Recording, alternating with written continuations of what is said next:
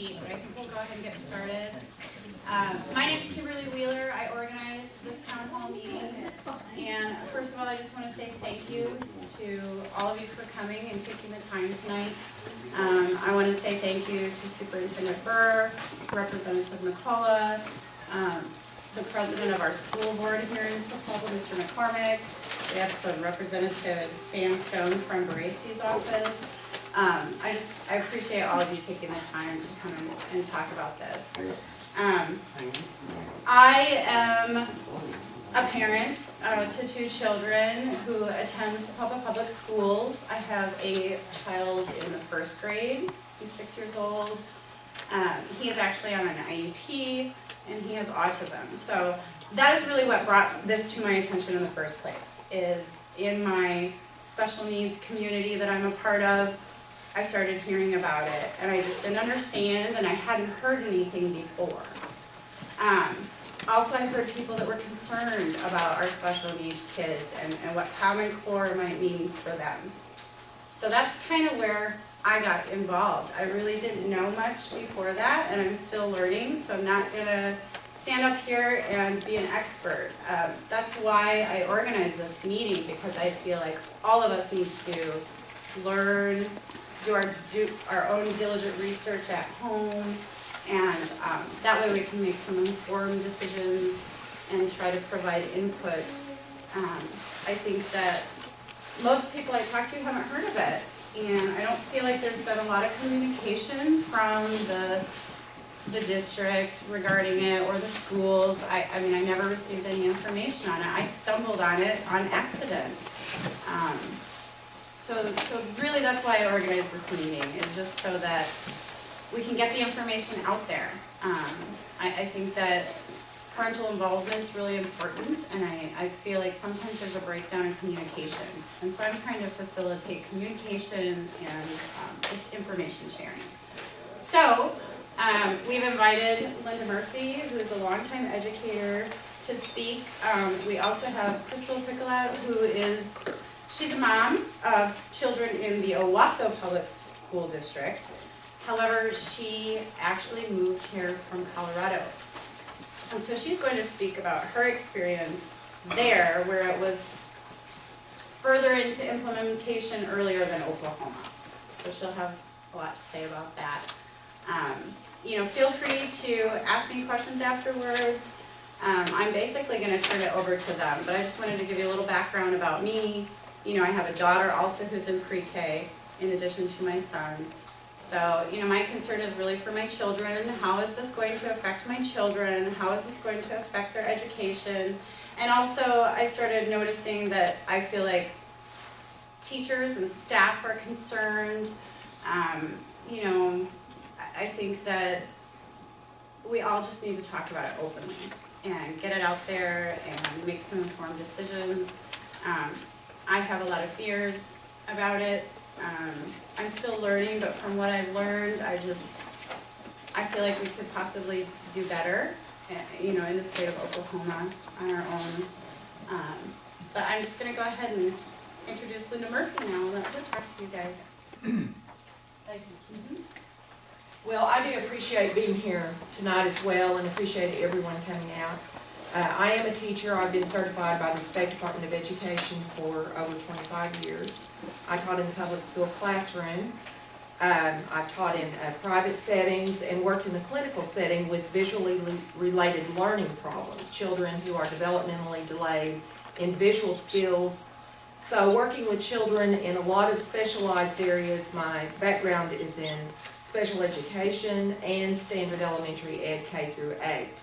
So that's my experience background. In 1994, I was appointed to a committee in our local school in Fort Gibson. As a parent, although I am also an educator, I was at home with a newborn, actually 1-year-old at the time, and had time on my hands to read, but not a lot. You know how it is with a 1-year-old.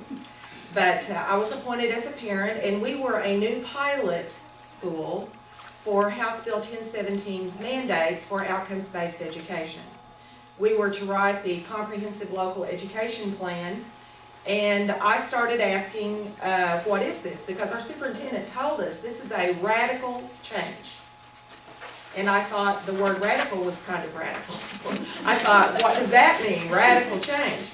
Well, I think you could probably ask him and he'd tell you the same, Earl Garrison, who's now state senator from Muskogee, that maybe that wasn't the best wording up front because people were a little alarmed, like, what is this? So I started asking for information, getting research. That was back before the Facebook day and email, so we had lots of hard copies mailed, picked up at meetings, you know, connections across the state and then out of state. There were a number of other states that were implementing outcomes-based education at the time. Now, what does that have to do with this? What it has to do with it are really a lot of things, and I'll just lay out a few.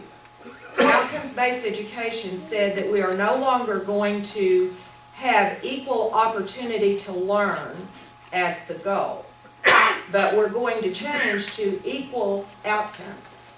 All students will come through the system, and at the end, they will have the same outcomes or results. Outcomes-based education. It was federally funded. There was a federal grant given to a Dr. William Spady, who was actually a sociologist, not an educator. We have a lot of correlations with Common Core, and I'll lay those out. What we have in Common Core now is another experimental program, as that was. It's another program developed by non-educators, people who met together, who were brought to the table. They often call them shareholders, people who get to come in and be part of the process in the development. And of course, they're very proud of this big plan and idea of educating all students through a system, and I'll call it the pipeline, because this lines up with another plan. Common Core is the K-12 component that fits in with another plan called America Works. And America Works is actually the same as School to Work, which is what Clinton administration gave us back with outcomes-based education. When I was in that position on the committee locally, you know, you really don't want to be the skunk at the garden party. I'd always been pretty well liked growing up. I was fairly popular. I, you know, won some things and had some pretty good, comfortable feelings in my social circles. And in that local school, we were new. We hadn't been there very long. And here I was asking questions and finding out this was not making sense. It was like Jell-O. You tried to grab it, and about the time you had some understanding, it was over here and over there. And bottom line, after several years, and I'll tell you some of these experiences, it was a matter of a political worldview to change education away from a locally controlled system to a centrally controlled system. Now we have big corporate players, stakeholders, shareholders in the investment of developing this plan on the national level. Previously, it was done through federal legislation, which they did not get fully in place because of the opposition across the country. And we were part of that opposition here in Oklahoma. In 1994, I ended up running for state superintendent of schools against the incumbent, Sandy Garrett, who had brought outcomes-based education in to Oklahoma. I received 49.5% of the vote statewide. And that's because I had facts, I had information, and I imposed the control of education outside of the state of Oklahoma. I believe that we need local control, and if we don't like the standards, or we don't like the testing, or we don't like the curriculum, we can change it. But when we hand over the control outside of our districts, we can't change that. So teachers and administrators are finding their hands tied to really tweak, fix, adjust this system, and it's not so bad yet. But if you look ahead just a little bit at some of these other states like New York, you look at Indiana, you look at some other states where it's been more fully implemented, then you're going to find tremendous amounts of opposition and a lot of real, what I'll just say, horror stories about education and about the stress that children are under in the rigorous testing that's being done. We already have a taste of it. When I ran for state superintendent, I ran as a Republican. And I'm a registered Republican. Kim is a Democrat. And when she called me with her concerns and questions and talking about, you know, what can we do in Sapulpa, I didn't say, what party do you belong to? I didn't care. I knew she was a very intelligent person.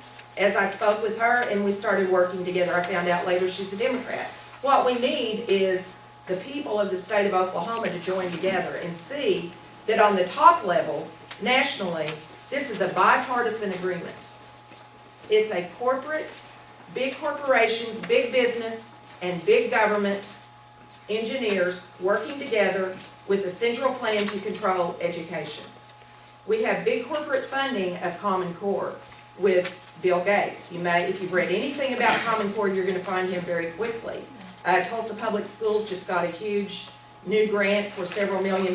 They've got a lot of Common Core in place in computers. If a school district wanted to do some of this individually, let's let that board decide and do that. But we don't have to impose a system top down on all of our schools in our state to fix some big city problems or some problems that may be in California but not Oklahoma. We don't need that. We have a lot of rural schools that are very successful. Test scores show that, ACT, college entrance, performance of students academically in their careers that develop. I'm not saying we can't improve. Probably all of our schools we can improve. We always should strive for improvement and quality. So it's not about not wanting to change anything, but let us not go down this road we are already going down. We need to stop and turn around and get on a different track. Right now we have state law that puts us into what is called the Common Core State Standards. English Language Arts and Math, ELA and Math. They require a lot of shifts in teaching, in curriculum, instruction, and as we get the testing, which aligns with this coming in next year, we're going to see a lot of changes required. It's reported in other states that are doing this very same thing, and when I read the testing company's website itself, their own literature, it requires testing not just at the end of the year, but also interval testing every 5 weeks, every 6 weeks, every so many weeks. I don't know exactly what our designation will be, but it's all in their website. You can read it too. But in between those interval tests are other tests. And in fact, in addition to that, you find out, bottom line, teachers are to draw items from the data bank and integrate those test items into their lessons daily. So teachers are going to be hooked up to the test bigger than we've ever imagined before. Now, this is going to get real hard and real high pressure. It already is, but it's going to get worse because not only do students have to pass the test to pass the grade, but teachers will be required to have a high percentage of students passing the test or they will lose their job at some point because teacher evaluation is tied to this. So it's high stakes testing for students and for teachers. Along with that, we have curriculum changes that will be required so students will have the information, the knowledge, the processing that they need, the skills they need to pass the test. So the test will drive what's in the curriculum.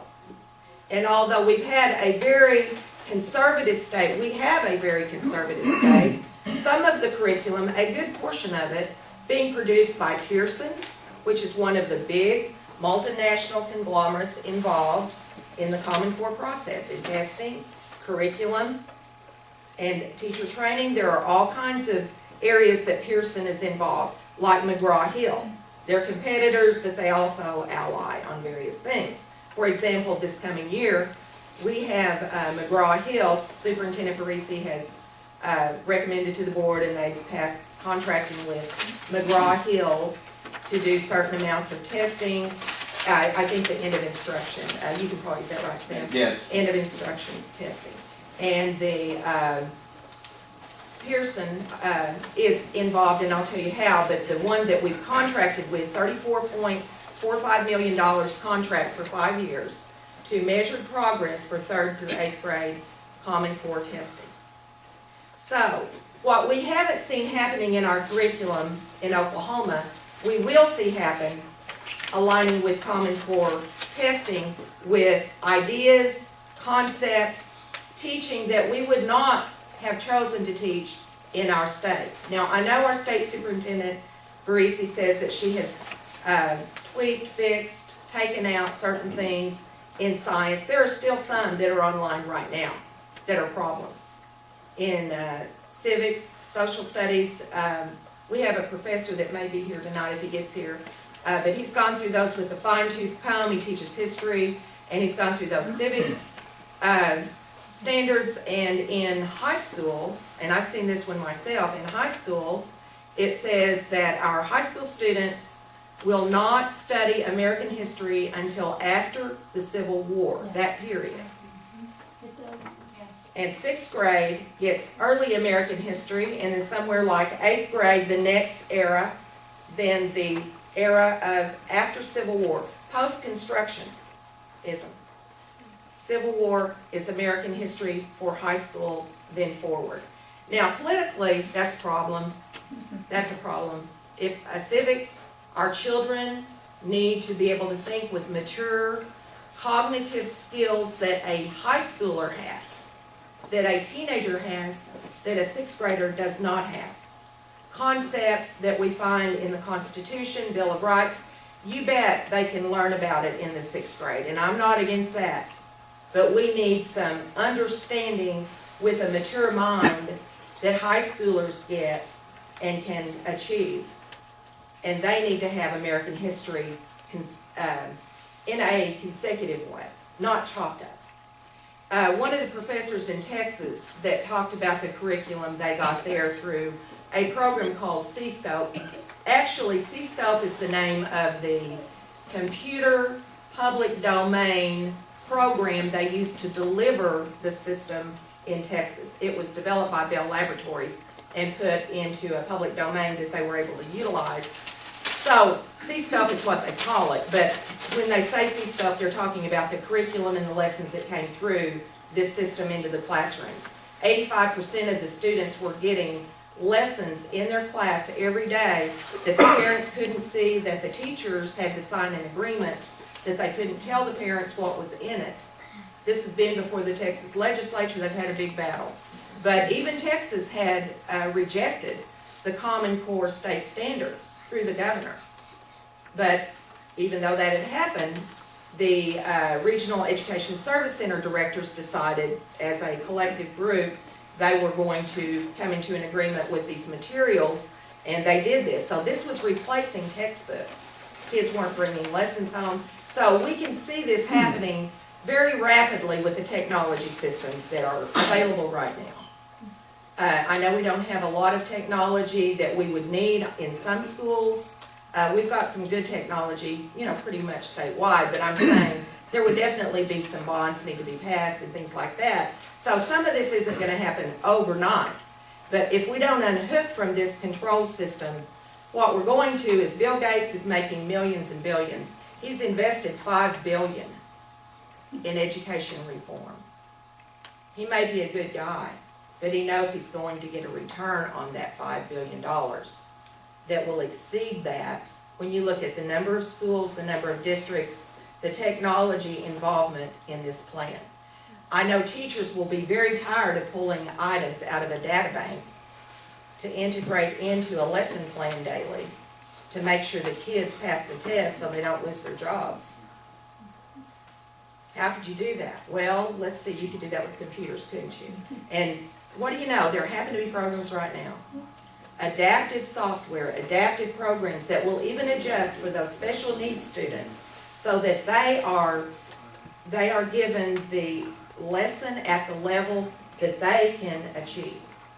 And so you individualize that way. We're not working so much now with these individualized education plans. Teachers and parents are finding they're being told, no, we're not going to do that because everyone can do this same classroom work. Well, I said I'm a Republican. I'm not happy with the Republican Party. The first speech I gave was at the state capitol in this battle, I'll call it, this Common Core battle, when I stepped out to say I'm going to help, because I know what this is, I've been through this before, and I'd rather fight it than watch it happen. So at the state capitol, I said, I am very unhappy that our governor, who is a Republican, and our state superintendent, who is a Republican, is now doing the very same thing I fought when I was in Governor Keating's office, fighting it then, and he's a Republican governor. At that time, I had gotten 49.5% of the vote statewide, so Governor Keating appointed me Secretary of Education. It was a predominantly Democrat Senate Education Committee, 12 Democrats, 5 Republicans, and like I said, it doesn't matter to me what party you are, I'm just telling you what happened. This is the historical fact of the way it was. So 12 Democrats voted against me, 5 Republicans voted for me, straight party line vote, I was not confirmed. They wouldn't send it to the Senate, and I was told by our liaisons, one of them Todd Lamb's father, Norman Lamb, our Lieutenant Governor Lamb, and I know Mary Fallon, and I know a lot of legislators that were up there then, I know. I'm glad to say some of them are waking up, and I certainly appreciate Representative McCullough being here tonight, and you know, doing homework up front, and people who do that are going to be glad they did, because on the other side of this, if you're defending it, you're not going to be feeling too happy about that decision. But what happened then, I stayed in Governor Keating's office for a year, and we were fighting, he asked me to stay as an education advisor, we were fighting then against school to work, because we had already defeated the outcomes-based education part of House Bill 1017. Sandy Garrett, because she was an incumbent superintendent, she barely won by half of a vote, half of a percent of the votes statewide. She had a press conference, put up a big chalkboard and said, OBE is dead and buried, and drew a slash through it and said it's dead and buried in the state of Oklahoma. And some of the supporters of it who had been pushing it and their careers were invested in it, you know, this is what happens. People get invested in it emotionally or intellectually. They buy the concepts that are good and they want it to be that, but it's really different than what they've been told. That's what happens. And so some of them were very unhappy with her, but she knew politically that's what she had to do. So I'll just say this tonight for all of us. We want everyone to see the light, but if they don't see the light, they can feel the heat. The political heat. The very civil, you know, opposing what is happening to our schools, that we're losing local control.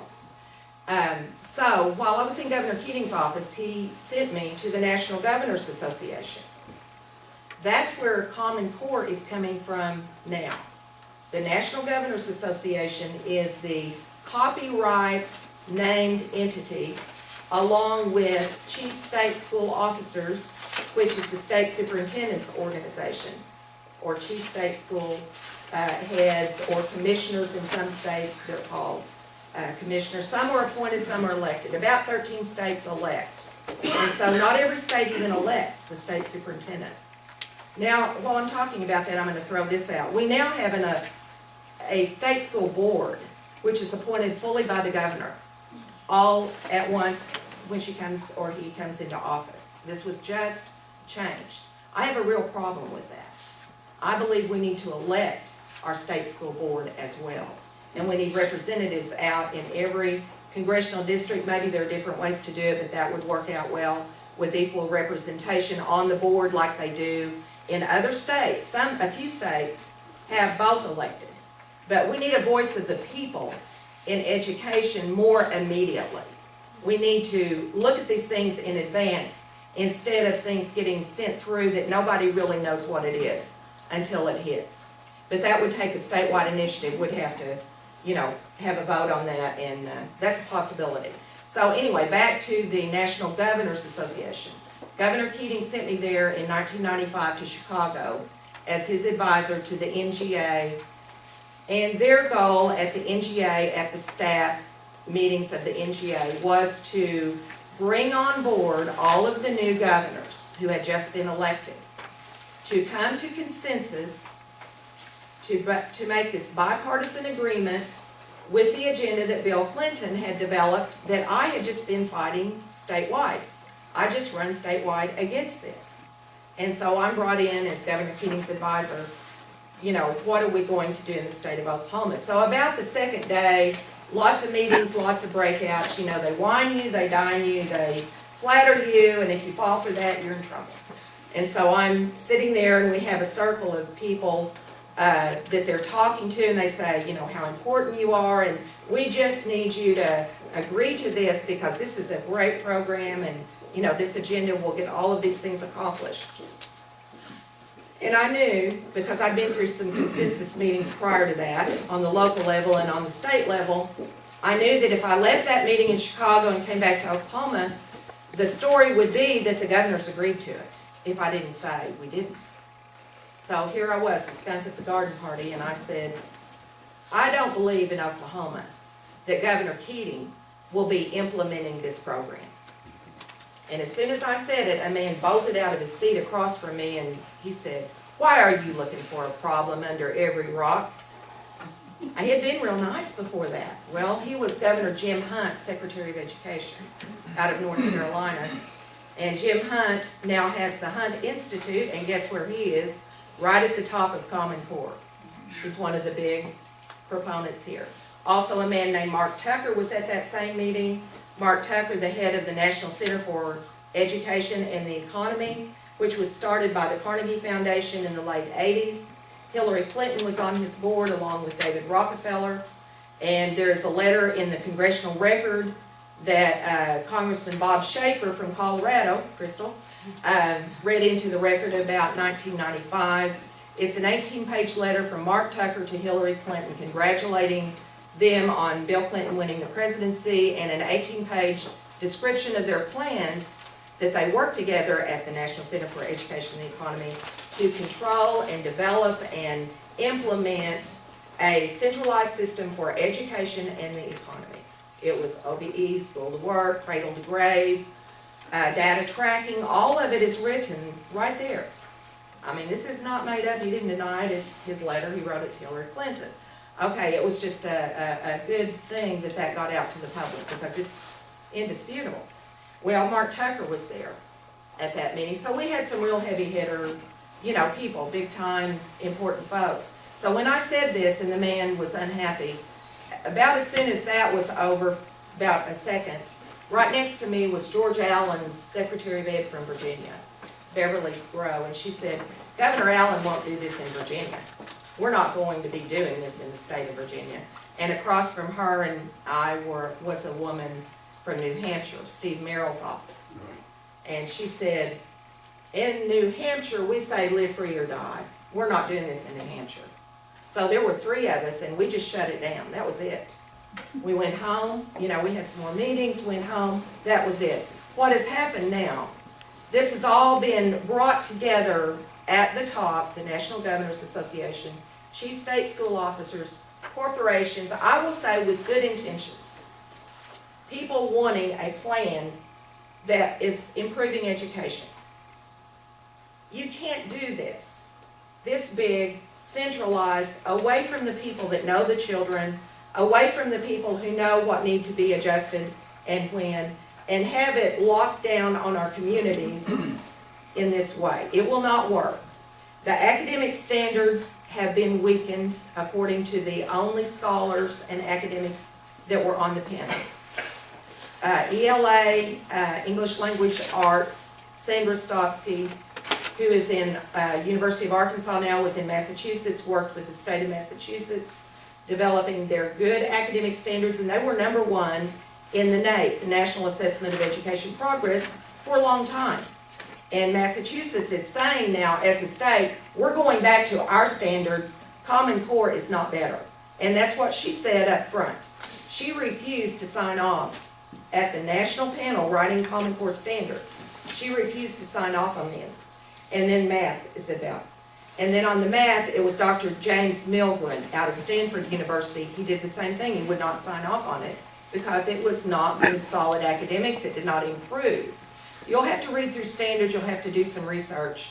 yourself to find out more about it. But the bottom line is this: we have a need to wake up across the state of Oklahoma, and of course you are people learning and doing your citizens' duty as we are, trying to understand this system and do what we need to do in our local schools to support our teachers, support our administrators, support our local schools, and realize we're not against each other.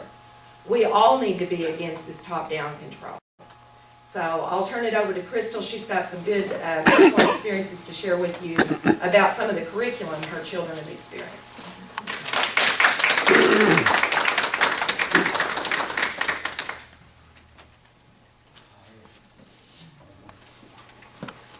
Okay, first I just want to pass around some homework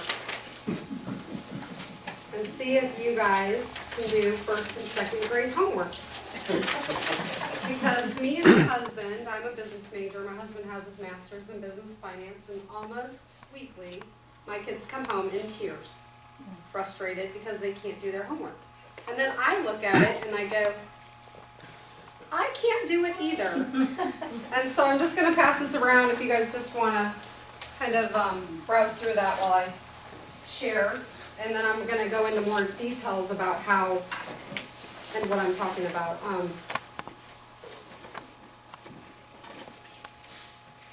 I've only lived here in Oklahoma a year, and I just have to tell you that we love it. We love the people.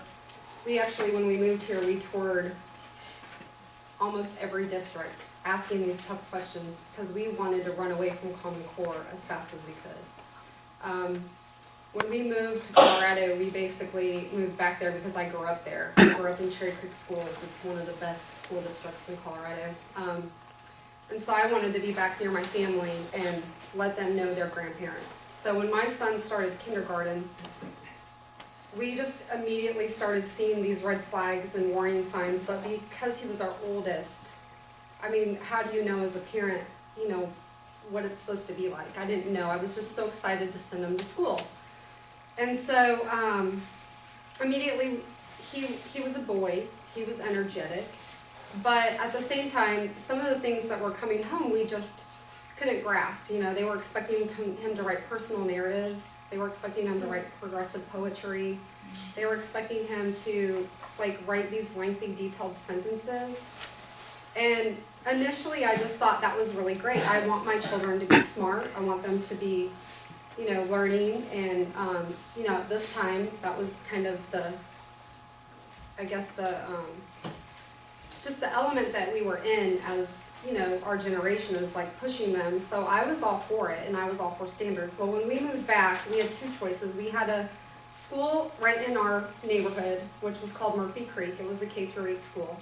And we had Vista Peak, the brand new 21st century pilot school, P20. And so they came around and were explaining to us how we could opt into that school or we could stay in our neighborhood school. Well, as a mom, I thought I was making the right choice because I had a daughter who was going to be in pre-K and I had a son who was in first grade at this point, right after we moved and when the school opened. And so I wanted one in both so that way, you know, with growing pains and stuff, I wasn't really sure which one was going to be better. So I put her in the Vista Peak, P20, and I put my son in the K-8. Essentially, the curriculums were the same. Anyways, what we ended up discovering was that this was a one-size-fits-all approach to education. And I didn't even realize this. It took me 3.5 years to figure this out. I didn't know what was going on until we moved here. Okay? Because then it was like this 20/20 hindsight. We basically were having trouble with homework. He wasn't reading. I would go in and I started volunteering in the classroom because I was just wondering. We would sit in on a progress report session with the teacher and she would sit there and tell me how he was getting ones in reading or zeros or U's or PP's or P's, and I was like, what are you talking about? So I would try to get more in-depth information about this progress report. And she honestly couldn't answer it. And a lot of the times on the progress report, and I have some in my folder, it would say, understands reading concepts. And so these were the first signs that me and my husband saw, was we were like, how does the teacher grade that? Can you define this? Like, what do you mean he's not understanding reading concepts? So my husband went in and said, we want you to walk us through the test. Sit down, I am Logan, test me. So she said, okay. So we pull out the book, and she puts a minute on the timer, and she says, okay, start reading. Well, of course, my husband, reads it. He says, well, okay, well, what about with my son? He's a struggling reader, and quite frankly, he's a boy. He doesn't like to sit and test. What are you doing during this test? Well, at this point, we had 42 kids in our class because of funding. The class sizes were extremely large. And what they did to test was they would pull him aside during free time and try to test him. So that was the first problem. And for me, I was like, that's the teacher's fault. This is your fault. You're just with everything in the environment. So anyways, well, she would say, and so then we would say, well, what would happen if he gets stumped by a word? Let's say he's reading along and he gets stumped. And she said, well, we end the test. We can't prompt. We just end the test. So essentially to us, we were like, you've just conditioned my son to quit. You've conditioned him to give up. Well, he didn't meet the time. So these standards were, in our opinion as parents, just extreme. Anyways, so I want to read to you now what the kindergarten standard is. And I got this off the OKED.gov website, and this is kind of going to explain to you why, because, again, once we moved out here, we really started to dig into this a little more, because once we got here, we got off the transitional approach to education, which is what outcome-based education is, and we started getting a traditional approach. Here's what his mathematic practice, the standards are for 5-year-olds. Make sense of problems and persevere in solving them. Reason abstractly and quantitatively. Construct viable arguments and critique the reasoning of others. Use appropriate tools strategically. Attend to precision. Look for and make use of structure. Look for and express regularity in repeated reasoning. Now I look back and I understand why, when I was helping in the classroom, because I was volunteering 20 to 30 hours a week, helping them test and do all these different things because they didn't have enough teachers. And quite frankly, because of funding, the problem had just snowballed by this point. And I would go in there and she would say, okay kids, everybody get out your writing folder. We're going to write our personal narratives about your special moment. And I'm like, how many 5-year-olds do you know? I mean, my special moment was like when I got married or, things like this. Well, when we got here to Oklahoma, when we had to hold him back because when we got here, they tested him and he was so far back in reading. Well, I found out later that technically there's not a lot of phonics because you don't spend a lot of time. It's more of a quantitative amount of learning, not a qualitative. It's very like you have 3 benchmarks, the teacher is checking them off and then moving on. So the retention was not there.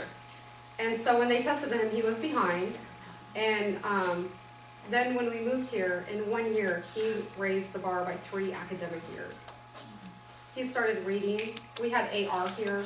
He would come home and say, Mom, I get to pick whatever book I want. I don't have to read a pamphlet. Because it was a lot of informational text. I was shocked.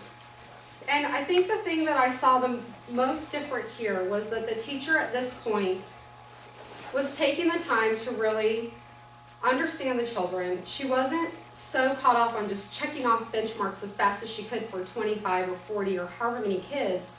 Instead of trying to create everybody to fit into a bubble, she was really understanding each child, meeting them where they were, and taking the time to do a real genuine teaching education. And not just facilitating, because what I go back and look at now is they were like, worksheet, there's another worksheet, writing, worksheet. Well, we came here and my son came home and I mean, it still tears me up because he said, Mom, I had so much fun today. I actually got a color. And I was like, oh my goodness. Like, this is shocking to me. And I felt like at this point, he had been robbed of his kinder, first, and almost second grade year. Thankfully, we made a good decision, and they tested him, and we held him back. Anyways, I wanted to read to you because we keep hearing about the word rigor. And I finally decided I was going to look that word up, because I was tired of hearing about it. And I'm going to read to you the definition. The definition of rigor is the difficult and unpleasant condition or experience that are associated with something, the quality or state of being very exact, careful, or strict, harsh, inflexibility in opinion, temper, or judgment, the quality of being unyielding or inflexible, an act or instance of strictness, severity, or cruelty, a condition that makes life very difficult, challenging, or uncomfortable. Is this what we want for our kids?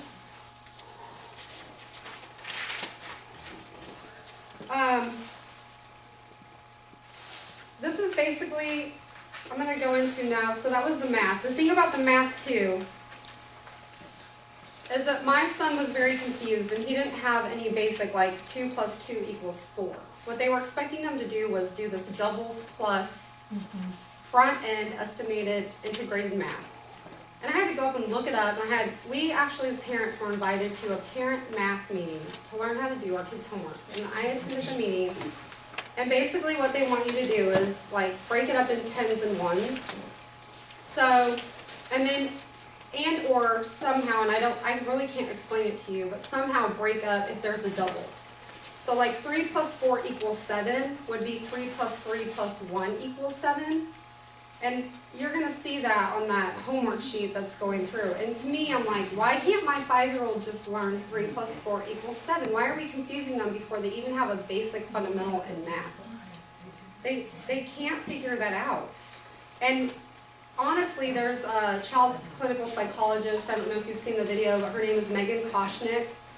And she testified against Common Core saying that children's brains are not developmentally ready or physically capable of thinking with logic and reasoning. And I think that's true because my son still, even though I show him every day how to make his bed, he cannot make it the same way I do.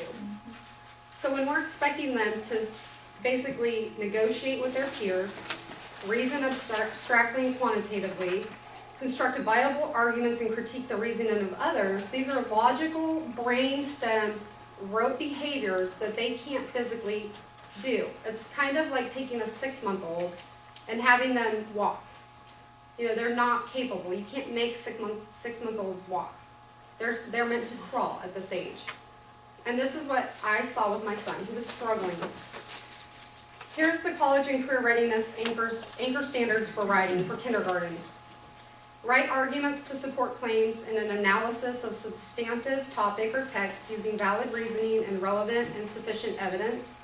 Number 2, write informative, explanatory text to examine and convey complex ideas and information clearly and accurately through the effective selection, organization, and analysis of content. And number 3, write narratives to develop real or imagined experiences or events using effective technique, well-chosen details, and well-structured event sequences. Now, kids get days mixed up. My son will sometimes talk about yesterday as today, tomorrow as a week ago, because they don't understand time frame yet. So when you're talking about having them write it out in event and the sequence as they occur, we're asking them to do something that they are not capable of doing. And then we're going to grade them on it. My son shut down. So when you talk about critical thinking, he was not thinking at all. He was done. He was frustrated. I was frustrated. We would come home and try to do these homeworks. We were battling all the time. He hated school. He would lock himself in my car and say, "Mommy, please homeschool me." The reason he was saying that because everybody started ripping their kids out. Charter schools became a huge, huge explosion in Colorado. And you can go look it up. And when I went to get on the charter school, because I wanted my kids out, they said, "Well, you're 168th on the waiting list." I was like, really? Because we might get them in high school? I mean, at this point, I really had no idea about Common Core. I had no idea what was going on. So for us, our only option was private school, try to get into the charter school, homeschool, and for me, we were 4 type A personalities. That wasn't a choice. It just wasn't. I'm not a teacher. I was in business. He would want to know why CH says ch, and I'm like, Your teacher should be teaching you that. But unfortunately, we couldn't afford private schools and me stay home, so that wasn't an option either. So what we decided for our personal, to kind of supplement for him and help him get where he needed to be, because I was a very involved parent, was we just hired a one-on-one tutor to come in 1 to 2 hours a week and help him get the phonics, because I started realizing very quickly as I researched that a lot of the problem was that they were just not getting enough repetition. It wasn't consistent. You know, my son could name countries in Ukraine. He could tell you community things. He could talk about CO2, but he couldn't write his full name. He didn't know the full alphabet. It was basically like getting the cart before the horse. And I didn't like that. I was frustrated. I couldn't understand why we would be doing this to kids.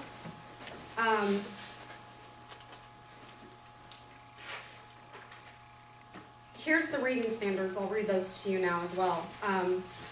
The reading standards are to build a foundation for college and career readiness. Students must read widely and deeply from among a broad range of high-quality, increasingly challenging literary and informational text. The key idea in detail is to read closely to determine what the text says explicitly and make logical inference from it, citing specific textual evidence when writing or speaking to support conclusions drawn from the text. Number 2, they were supposed to determine central ideas or themes of a text and analyze their development, summarizing the key supporting details and ideas. Now there's 10 of these, but I'm just going to read one more. Interpret words and phrases as they are used in the text, including determining technical, connotative, and figurative meanings, and analyze how specific word choices shape the meaning or the tone. We're skipping the basics. And let me tell you what happened to my son when we got here. I realized then that he had been robbed of his entire kindergarten. His joy for learning was gone. And when we got here, it changed drastically. His entire attitude towards school changed. He was starting to have fun again. It was traditional. They actually got to have Christmas parties. I couldn't believe it when I walked in and I said, "You are having a Christmas party?" And she said, "Yeah." And I said, "You're coloring Santas?" And they wrote letters to Santa. I was shocked. They got to celebrate birthday parties. They had individualized things that made school fun. They didn't get just 10 minutes for recess. They got 20. Their gym wasn't just going in and writing things about how to be healthy, because now gym is about writing. They actually got to play dodgeball. My son got to be a child. And that's why, this is how I got where I am. Because I laid in bed at night and I cried. I make copies every week for my teachers. On Tuesdays and Thursdays, that's the day that I'm in there. And I was in there this year. And I started making copies of Common Core. And I thought, no way. I am not going there. And I want you guys all to know that the reason I fight is because I don't want any kids to go through what we went through. Back to testing. What we ended up finding out, it took us a whole year to figure this out. My son was getting zeros in reading. We were tutoring him in phonics. They were expecting him to do whole language. He would take a reading comprehension test and get 100, but yet he was failing. My daughter, the natural learner, fluent reader, you could hand her something and she would say, blah, blah, you know, just read it. Hundreds in reading, zeros in comprehension. I could not figure out why. Memorization. My daughter was a better memorizer. She was knowing, she was not learning.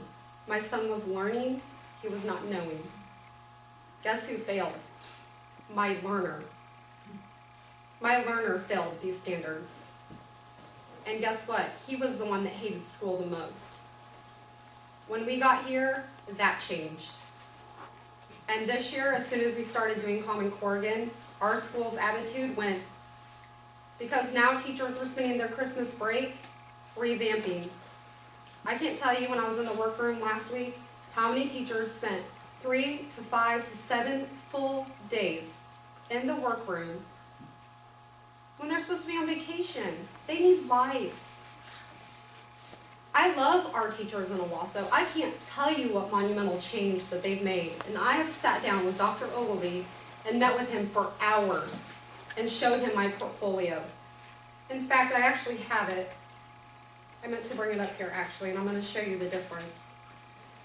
The other thing that changed was computers. Technology's great, but when all you do is sit in front of a computer, that's not learning. They would set the headphones on their heads, and I would walk in there, and all my job was to do was walk around and just look at the computer. And I never questioned it, but now I do, because I think I could do that at home.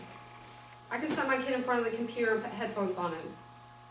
You know, Bill Gates is putting money into this for a reason, because now we have to buy iPads and software and all these things to maintain these assessments. Unfortunately, when all these standards eventually become streamlined, the student is just going to sit down in front of these computers, and now the teacher isn't even teaching.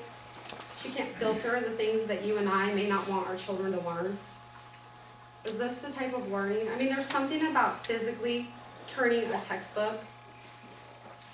You know, I've taken a lot of copies. I have a stack full of homework and copies that people are sending me now. 5-year-olds have a difficult time grasping abstract concepts. Even myself as an adult, sometimes I have to stop and really think. My other question is, do we really ever uncritically think? I'm just wondering. Indoctrination. Yes. Here's the signs that you're going to see. And I can honestly tell you that compared to my experience, we are implementing it about 5%. That's about it. It's minimal here. And we're lucky. But we have to stop this. And if we don't vote to stop it now, we have to wait 4 years. There's one solution, the legislation. That's it. And I've never been involved in politics. In fact, I didn't choose to do this. I hate standing up here and talking about this. There's plenty of other things I would love to do with my time. But my kids are important, and I realize I can fight for the next year of my life to make a difference and save a lot of children from going through what we went through, or I can fight for the next 14 years. We've been backed into corners. We've lost local control, and I know that because when I talk to superintendents, which I've talked to many, my name is all over the place, and I don't care. Because when they say my arms are tied, we can't do anything, this is a mandate, that shows right there we don't have local control. Because if we had local control, then these superintendents would have the choice to make the best decision for their children, for the students. That's your job. Your job as superintendents is to do what's best for my kids. I pay you out of my tax dollars. We all do. And it makes me really frustrated when I sit in there and they say, we don't have it. What do you want me to do? Well, just this week, I'm going to give you another example of what happened. My 3rd grade son came home Tuesday with a big old packet of extra homework. Now, he's a boy. He also does sports outside of school, and I want him to. That's his outlet. The note from the teacher says, here you go, 4 more pages, 2 of math, 2 of reading, plus his original reading, which I love homework. I love being able to reinforce with my kids. I love being able to see what they're doing. But now we have additional 5 pages of homework because of test prep. Test prep. For a test they're going to take in April. It was analogies. It was insane what was on this stuff. I couldn't do it again. I'm not stupid. My son is not stupid. My husband is not stupid. It took us 15 minutes to figure out what they wanted. And now they're expecting him to go sit by himself in front of a computer and pass this test and then grade his teacher on it. Let me tell you about my teachers. We've had 3 so far. My daughter has the same one we had last year because I requested her. She's amazing. All of our teachers in Owasso are amazing. And I'm sure you guys have the same stories. I trust them to know my kid inside and out. They know their strengths. They know their weaknesses.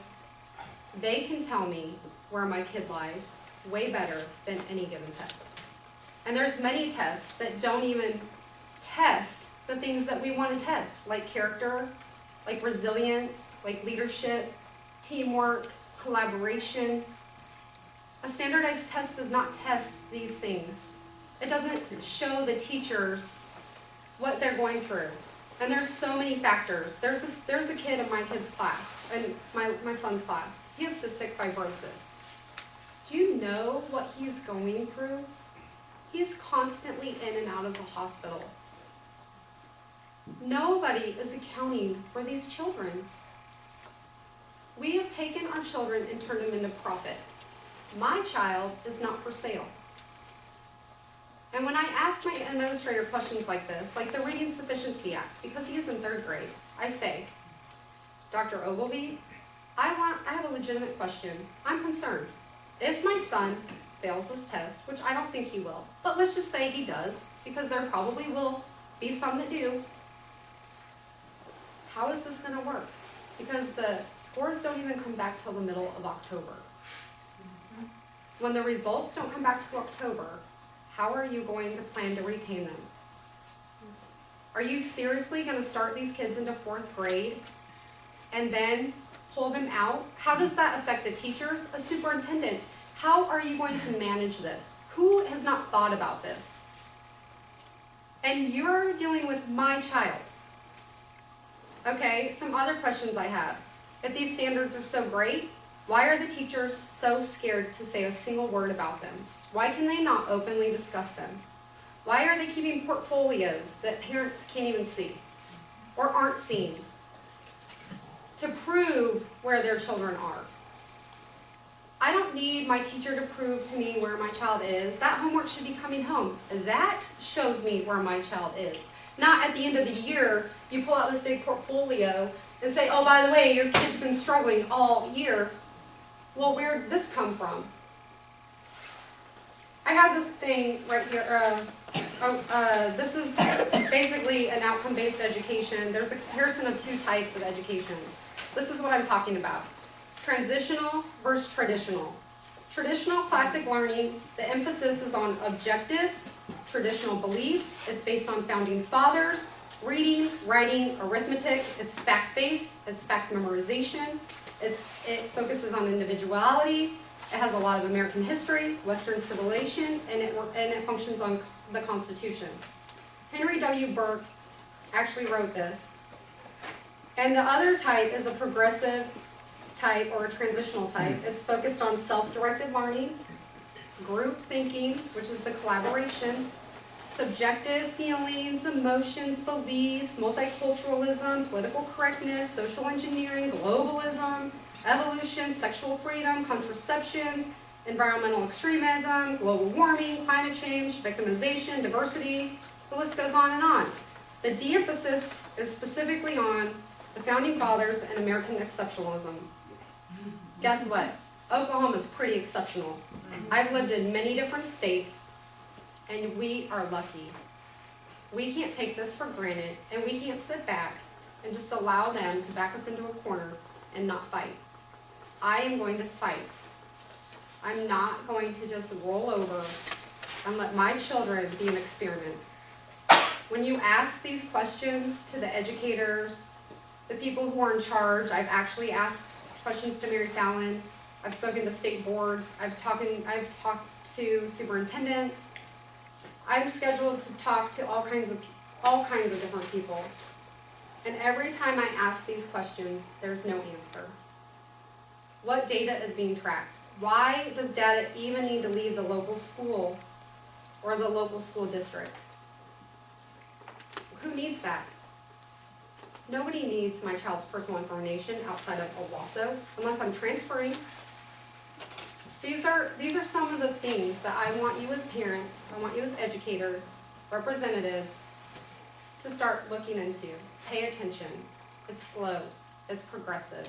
They're not going to come out and say, hey, guess what? We're messing up your child's education. It doesn't work like that. I just wanted to show you one more thing. I didn't bring it up here. And by the way, these are the standards. You want to get that and pass them out? You want to pass them out? I just want to show them. Oh, okay. And as we were saying earlier too, we know that we don't have all of these curriculum changes in Oklahoma yet. But again, that test that we have ordered for $34.45 million will have items on it that our students will have to learn. And the processes are emphasized over facts, knowledge, and information. When you look at the math, as Kristal has demonstrated in her own experience, and some of you teachers and parents are seeing this too, it's about processing more than it's about the answer. Where we want kids to quickly calculate in their mind and have automatic, we want a foundation of an automatic response for addition, subtraction, multiplication, division. Then we go into advanced math. There is a sequence in teaching math and learning math, but this is all chopped up, and like Kristal said, it's a checklist. It's also a distortion of our government and our history education as well. Right, you weren't in here earlier, Cliff, but I did bring that up, but thank you. Cliff is a professor at TCC, teaches history and has gone through our standards. And I mentioned the one about the Civil War, but go ahead, Kristal, she's got another. I'm a scrapbooker. I save everything. I was pulling this out because I was getting ready to meet with John Ford, who's the education chair, and I was very intimidated because I've heard a lot about him, and I'm just a mom. That's it. I want to protect my kids, and I was pulling out some stuff. I was going back through their portfolios, and again, I didn't realize till we moved here that what was going on. And this is my son's second grade portfolio from Common Core. I didn't even save much. There was nothing to save. This is Oklahoma. Which one do you think is engaging? That makes a huge statement. When I pulled this out to show him, I was like shocked. They were making stories. This is the one my son came home and said, I was so happy I got a color. He got to make a calendar. He was so proud of that. Is this what we want to lose? Because this is what we would lose with Common Core. And I have phone numbers and people in Colorado that you can contact. I would love to sit down with you personally. There's more. There's more. It's deeper. It goes a long way back. And I do not want anybody to go through this. And it makes my heart sad to think that for 3 years I had no idea. Quantifying, measuring everything, narrowing down the number of items that we even teach so we can get everyone through this pipeline. Mary Fallon, our governor, presented an initiative when she was brought into the chairmanship this summer of the National Governors Association. She's the new head of the National Governors Association. She held up a brochure called America Works. And if you go to the National Governors Association website, pull down that document PDF, it's just a few pages. It says that we are aligning education with the needs of business. And the concepts that Kristal has well expressed that we struggle with as parents and teachers in the classroom trying to teach this and watching the children suffering because developmentally it's too difficult on the lower ends, but on the top ends, the higher skills are cut out because everyone has to get through this pipeline. And it's a narrow curriculum. This is what all of the analysis is. You can read it yourself. Many people have analyzed it. Pioneer Institute, Heritage Foundation, let's see, what is that other one? I can't think of it. That does the, I'll think of it. But there are several that have analyzed the whole system, the concepts that are being implemented. It is not a full education. The ELA, English Language Arts, requires that in first grade, half of the reading that is given to a first grader has to be instructional, not literature, not stories, but instructional, like in a job. All of this relates and aligns to job skills in the mind of the developers. Now, I don't even think they're creating job skills. They're not creating workers that can do good good skills when they graduate. They want to have good skills. As Kristal said, just the reading part of it alone you can see. But first graders don't want to read instructional materials. And they sure don't want to read it half of the time. They need to be motivated and interested. So that alone is a big problem with what we have right now with ELA, English Language Arts. By the time they get to high school, they have to do 70% instructional. So once again, you know, it's not interesting. Western culture, civilization, history, human interaction, look at what we learn in literature, in stories, in discussing stories, what we read, loving to read. I've always loved to read. You know, I would go to the library in the summer. I know it's weird, but when I was 14, I loved to go to the library and read. You know, get books and, you know, I just enjoyed it. And I still read a lot because I like to read. But children who have that kind of reading, again, they'll be shutting down, as Kristal said. I mean, these stories are out there. Kristal has her own very personal experience and firsthand knowledge. So what we're talking about is making everything on a checklist, quantifiable. We have a new office of education quality, EQA, education quality and accountability, EQA. It's about setting benchmarks, measuring those benchmarks, meeting those benchmarks, and feeding that data into a computer so it can be analyzed. Students can be sorted, can be assigned in work areas as we go into the workforce development part of it that feeds in, which is exactly what School to Work did. America Works is aligning the needs of business, education with the needs of business. And we have what it says is a human capital pipeline. Who is the human capital? Our children. No. We are not going to do this in the state of Oklahoma. It would be better for us to stop it sooner than later.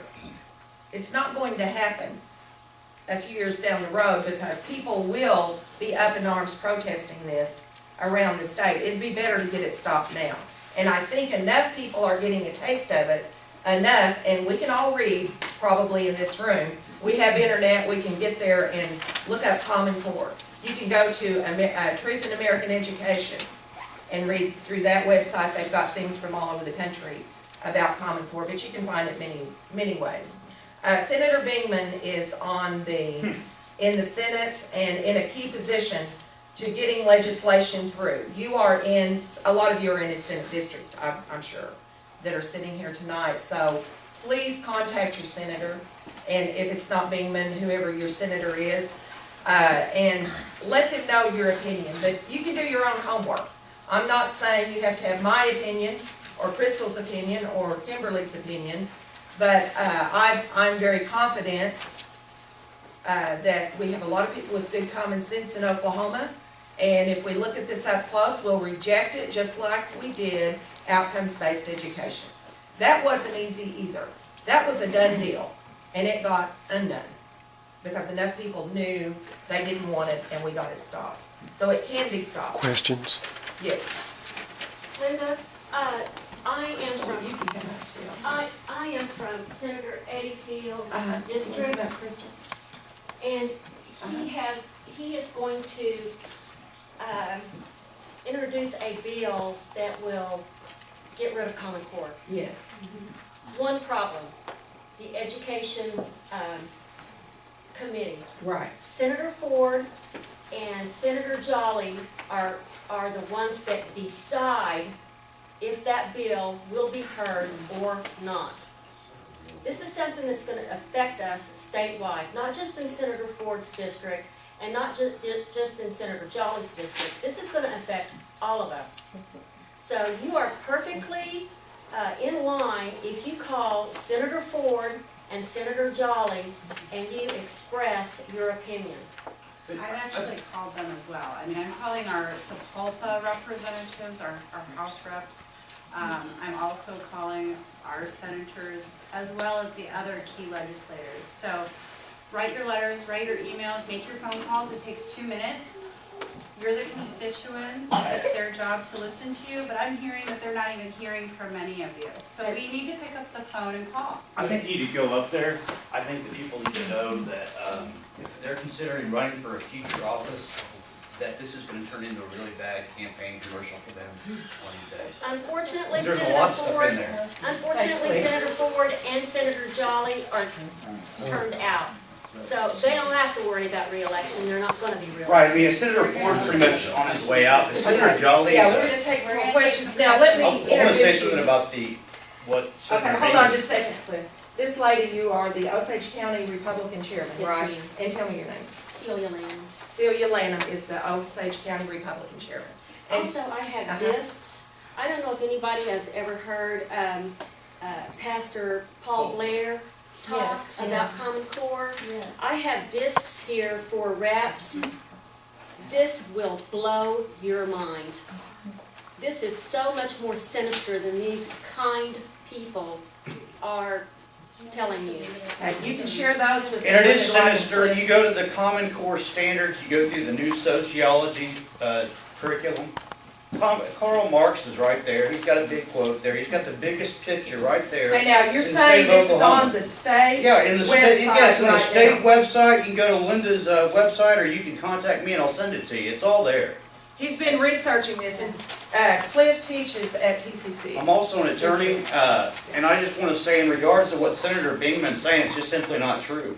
This is not local control. If you read the actual legislation, the actual rule itself, it's very clear that the governors' associations are calling all the shots here. But in America, people who pay the bills are supposed to call the shots. You as local taxpayers have a local school board, right? They take control of the schools. But that's not happening anymore. Because of people like Senator Bingman, Senator Jolly, and Senator Ford. So I think the best way is for people to get fired up and go down there and say, we're not going to tolerate this anymore. Okay, We're done. thank you, Cliff. Thank We you. appreciate it. As I said earlier, we'd like for people to see the light. If they don't see the light, they can feel the heat. Because there are enough people in the state of Oklahoma that won't put up with this when they know what it is. Because we lose local control. And talking about charters, we mentioned them earlier. Charters that are big for-profit corporations are lined up to come in our state and take over public schools that do not score well on their report cards. Schools can't score well on those A to F report cards if the students fail the tests, and we don't even have all the curriculum aligning with the tests yet. But we're going to start taking these tests. We haven't even gotten the curriculum for it. We've got some real problems going on with that. And I'm not against every charter. There can be good charters if they're locally parents and teachers working together. That's great. But that's not what I'm talking about. I'm talking about big for-profit with technology driving the curriculum, and it's saving money by doing things to our kids like the streamlining of education. I just want to Yes. add one thing to that. When charter schools came in, our sports programs went, because all the kids started leaving. You don't have one big great baseball team anymore. You don't have all these great football teams anymore. Because parents go for education. And then now the community has dwindled into all these bits and pieces. And we chose Oklahoma because we wanted community. Did you mention history, Linda, about history beginning in 1878 for grades 9 through 12 Right, now? I did mention that. Thank you. Okay, other questions? Any questions? Yes, I don't have a question, but I do have a statement. okay. My name is Alan Grant. I'm from Tulsa. I'm involved with the Republican Party in Tulsa. And like you said, there's people that are upset with the Republican Party. And I have a deep passion. And I get very emotional, and I said to them, well, if you're upset with the party, change it. And that's why we're here. And then they said, well, they don't care. Well, what makes the party is the people. Right. If Right. we're not there, there's no party to have. I agree. I want to add to that. We must have two parties in the state of Oklahoma. If we don't have elections. Now, that's pretty simple math.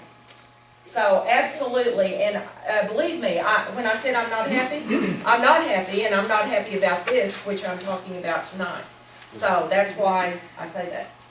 Anybody else have Other any questions? questions locally? Well, thank you all for coming, and did you have one? Okay. Maybe off the wall, but is this Common Core, is it basically socialism? Isn't that what the? Well, when you say you're going to have equal outcomes for all, yes, that redistributes success equally. And the people that wrote the standards, several of them, have made comments that once a student is finished with the Common Core system, everyone at the end of the process will be on equal ground. Individuality goes out. It's a French hell in America, man, is what it is. I think I have If we don't get it stopped, it is changing now, the college entrance testing. College Board, ACT, and others are aligning their testing with Common Core. But if there's enough opposition across the country, of course, they're gonna go where the money is. If the people don't want it, they won't be able to sell it. This sounds like gifted kids will be screwed on this situation. Joy, I think had Gifted, a yeah. comment. I was just gonna say, if you know someone who wasn't able to attend tonight, or if there's a teacher in the area that feels intimidated by attending a local meeting, we are having a town hall meeting It's on the back of all of your packets. in Bartlesville on the 28th. Yes, thank you, Joy. There's 2 additional speakers that'll be there. Right, Dr. Everett Piper will also be speaking, he'll be at Wesleyan University. Okay, Ms. Beth, did you have a question? I have a question. Okay. The Oklahoma Council of Public Affairs has listed very clearly on their website, they've done studies and they show that 43% of Oklahomans currently read at a 7th grade or lower reading level. And what I find, I'm 100% against Common Core. But what I find when I talk to people who are for it is, what other changes are we gonna make? We've gotta make some changes, something has to change.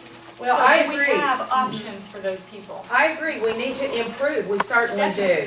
But this is a radical change that totally dismantles our system and takes away local control. Yes. So, yeah, what we need are standards that are academic, and we've got the past document, we can go back to that for a base and add to it, improve it, put more with it. We can look at other states that have some better standards and add some to it. So it can always be improved, but see, we didn't do that, we went this other route, and that's what happened, or reform. It's more of a comment than anything else. I graduated from Central High School in 1967, and even then, I thought the education I was getting was not as good as what was available to the generations before me. Okay. This has been a long, slow process from the time that it accelerated when they formed the Department of Education. There's a lot of teachers out there are great. There's a lot of great administrators, but look where the ideas are coming from. Look behind the scenes and who's really behind all of this, and you'll find that this has been a deliberate process to dumb down our kids and to make us more susceptible to a lot of the other things going on. Well, I'll just say this, whatever the reason and whatever the purpose, good intended, well intended, poorly intended, whatever, we've got a problem. And the only answer is a political process, which we still have, and we have local control to a degree in our hands right now. We need to maintain it. Thank you, school board member, for being here tonight.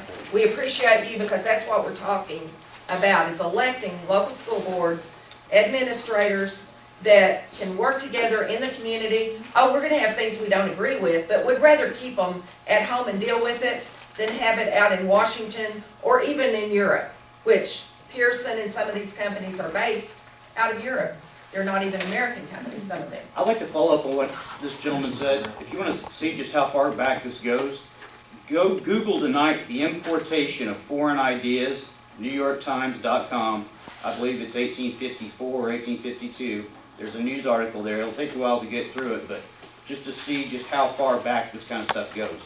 Well, we can look back at the history and, there's no doubt that there are problems, but what we're talking about right now are the Common Core state standards we have, and what they say and what they do and how they align with this testing. So thank you very much for coming. I just want to Appreciate say it. thanks, everybody, for coming. The packets, take them home. It's informational for you to be able to look at it yourself. I think there's a lot of different ideas, different opinions, but basically the point of this meeting was for you to be able to learn, go home, make an informed decision. If you are interested, contact your legislators, let them know what you think. There is a Senate bill by, Eddie Fields, Senate Bill 1146, which would repeal. So we're encouraging folks to ask their board members, ask their legislators to oppose Common Core and support that bill.